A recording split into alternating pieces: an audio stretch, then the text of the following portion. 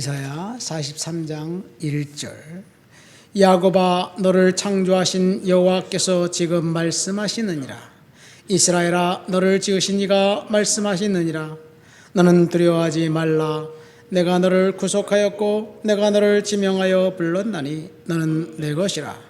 내가 물 가운데로 지날 때에 내가 너를 함께할 것이며 강을 건널 때 물이 너를 침몰하지 못할 것이며 내가 불 가운데로 지날 때 타지도 아니할 것이요 불꽃이 너를 사르지도 못하리니 대저 나는 여호와 내 하나님이요 이스라엘의 거룩한 이요 내 구원자임이라.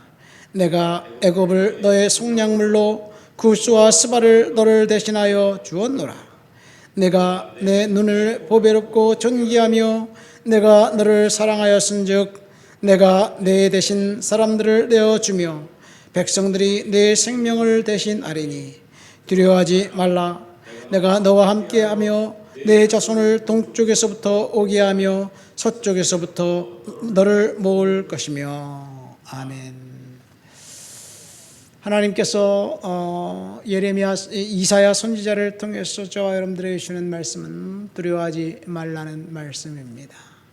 오늘 우리가 5절까지 읽었는데 두 번 너는 두려워하지 말라, 그런 이야기를 하고 있습니다.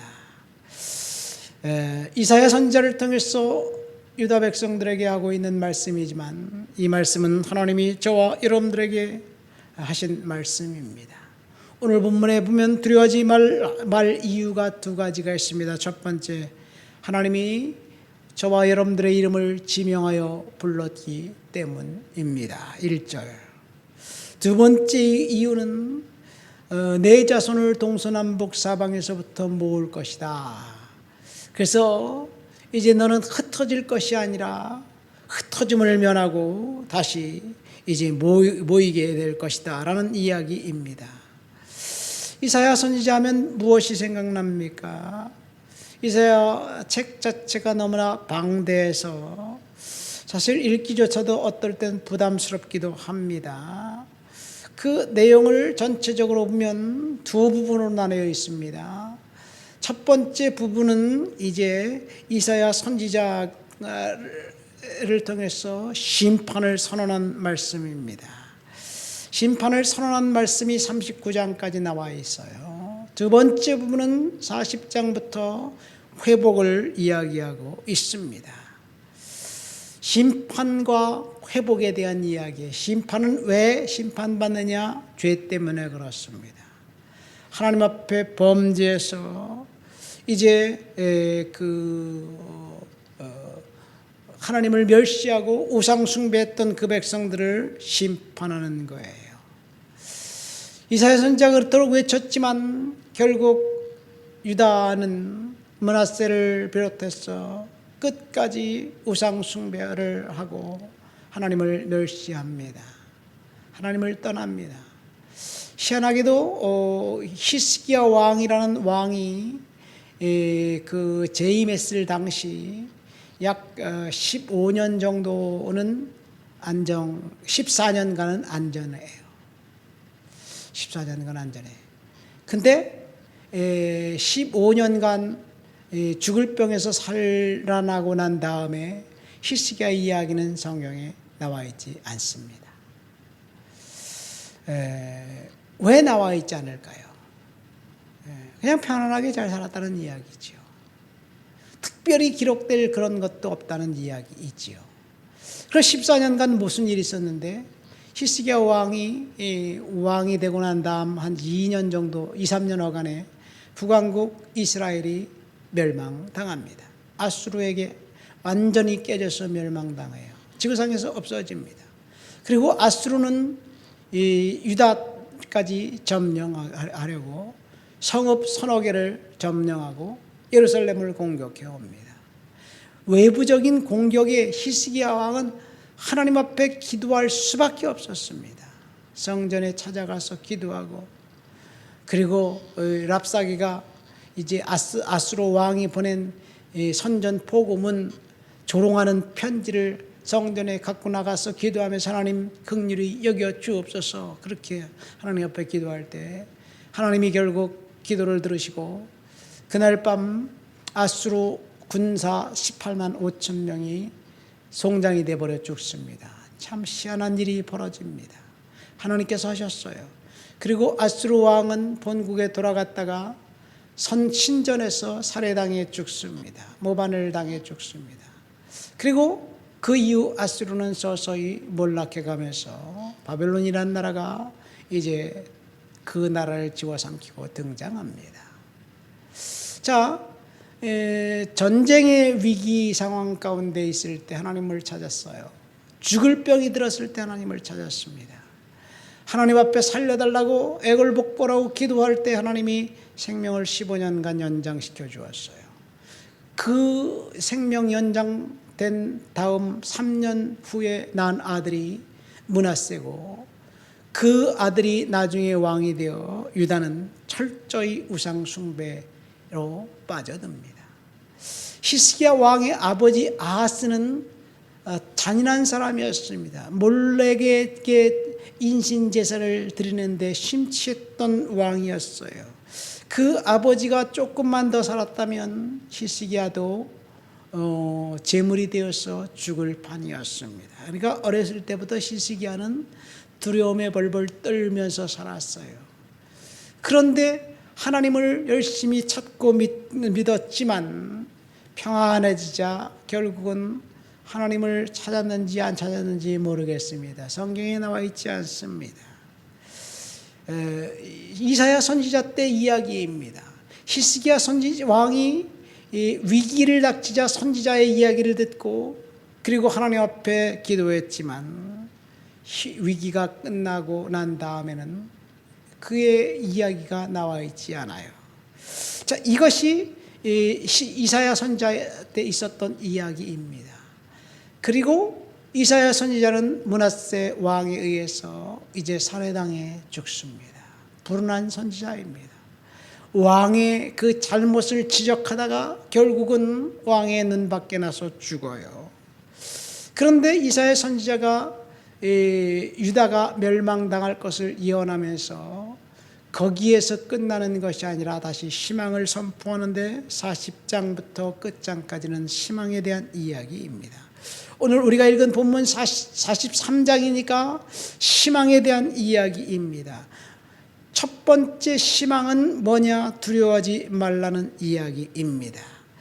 하나님께서 이 세상을 창조했고 그리고 이 이스라엘 땅을 지명하여 불렀기 때문에 두려워하지 말라 이야기하고 있습니다. 야곱아 너를 창조하신 여호와께서 지금 말씀하시느니라. 이스라엘아 너를 지으신 이가 말씀하시느니라. 두려워하지 말아라. 내가 너를 구속하였고 너를 지명하여 불렀나니 너는 내 것이다. 창조하신 하나님, 여기서 야곱, 이스라엘, 유다를 이야기하고 있습니다. 이사야 선지자의 메시지는 유다에 대한 메시지이지만 사실 이 메시지는 오늘 저와 여러분들에게 주시는 말씀입니다. 우리를 창조하신 하나님, 우리를 지명하신 하나님께서 2절에 뭐라고 말씀하고 계십니까? 내가 물 가운데로 지날 때 내가 너와 함께 할 것이다. 강을 건널 때 물이 너를 침몰하지 못할 것이며 내가 불 가운데로 지날 때 타지도 않을 것이요 불꽃이 너를 사르지도 못할 것이다. 물 가운데 지날 때, 불을 지날 때 무엇을 이야기할까요? 우리가 인생을 살면서 당하는 여러 가지 고난과 고통을 이야기하고 있지 않는가 생각됩니다. 우리는 인생을 살면서 여러 가지 위기를 겪었을 때 두려움이 우리에게 상존합니다. 까닭 없이 두려움이 우리를 엄습할까요? 까닭 없는 두려움은 사실 없습니다. 뭔가 경험에 의한 것, 그래서 우리가 부정적으로 생각하기 때문에 두렵습니다.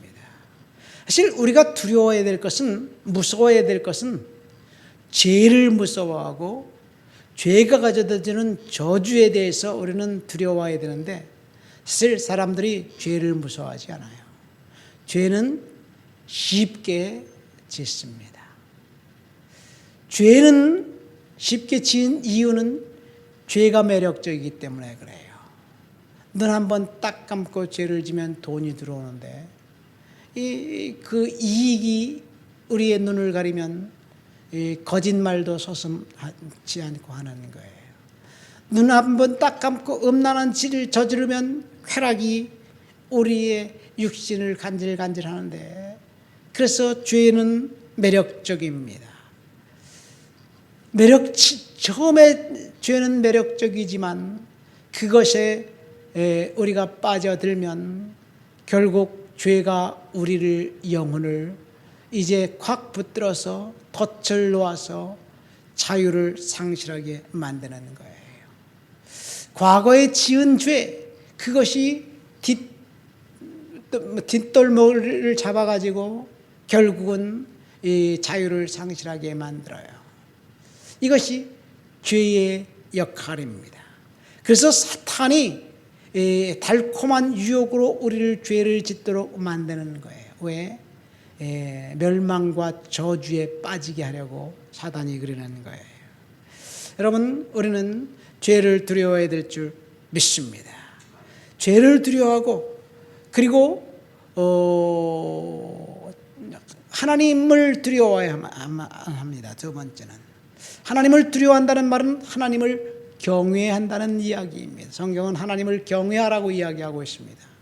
경외한다는 말은 두려워한다는 말이에요. 여러분, 하나님은 우리가 두려움의 대상이에요. 그래서 예배의 대상입니다. 우리가 하나님 앞에 예배하고 철저히 복종해야 될 줄 믿습니다. 그러나 하나님을 두려워한다는 것은 죄를 두려워한다는 말과 조금 다른 이야기예요. 이 세상에 우리가 두려워할 대상은 그 외에 아무도 없습니다. 하나님을 두려워하고 믿음으로 살아가야 될 줄 믿습니다. 사실 두려움이라는 것, 영어로는 fear예요. fear를 미국 사람들은 각 스펠마다 설명을 해요. fear, F, false, 거짓, E, 증거, evidence, 그 다음에 A, appearing, 나타나는, 그 다음에 R, real. 그러니까 두려움은 진짜인 것처럼 나타나는 거짓 증거입니다. 우리가 두려워하는 일들이 일어날까요? 사실 두려워하는 일들은 일어날 수 없는 것이 대부분입니다. 일어날 수 없는 일을 우리는 두려워하고 있는 거예요. 두려움을 매개로 이제 장사를 해서 큰 돈을 번 사람이 바로 로이드라는 사람이에요. 그래서 지금부터 400~500년 전에 로이드라는 사람이 그 화재보험, 해상보험을 만들어서 보험을 팔았어요. 두려움을 매개해서 팔았어요. 그래서 그 비즈니스가 500년이 넘도록 지금까지 왕성한 거예요. 사람들이 두려움에 쩔어서 갈피를 못 잡을 때 그것을 매개로 해서 돈을 법니다. 이사야가 지금 유다 백성들에게 두려워하지 말라고 이야기하고 있습니다. 저와 여러분들에게 주님께서 두려워하지 말라고 이야기하고 있습니다. 왜? 우리를 구원했고 지명하여 불렀기 때문에 두려워하지 말아라. 물 가운데 지나고 불 가운데 지날 때 하나님께서 완벽하게 보호해 주신다고 약속하셨습니다. 이 약속은 지금도 유효합니다. 하나님의 약속은 영원히 변함하지 않습니다. 하나님이 이제 우리를 잘 되기를 바라시는 분입니다. 성경에는 두려워하지 말라는 말이 365번이나 나와 있다고 합니다. 왜? 우리는 날마다 두려워하고 있기 때문에 하나님이 두려워하지 말라고 계속해서 이야기하는 것이 아닌가 생각됩니다. 두려워하지 마시기를 예수님의 이름으로 축원드립니다. 하나님께서 저와 여러분들과 함께 하십니다. 우리는 두려움을 벗어버리고 믿음으로 살아가야 될 줄 믿습니다. 내일의 문제는 내일이 염려할 것이요. 주님이 말씀하셨잖아요. 내일 일어날 일 지금 미리미리 가불해서 두려워할 필요가 없습니다. 두려움은 사탄이 저와 여러분들을 공격하는 덫입니다. 그래서 사탄의 공격에 빠져서 두려움에 떨면서 살지 마시기를 예수님의 이름으로 축원드립니다. 하나님 아버지 감사합니다. 이사야 선지자를 통해서 두려워하지 말라고 말씀하신 그 말씀을 경청합니다. 이 땅을 살아가는 동안 우리가 두려움에 떨면서 그렇게 살 것이 아니라 하나님을 믿는 믿음으로 살아갈 수 있도록 도와주옵소서. 하나님, 우리가 하나님을 예배하고 경외하고 죄를 이제 멀리하는 그런 하나님의 사람 되도록 도와주옵소서. 예수님의 이름으로 기도합니다. 아멘.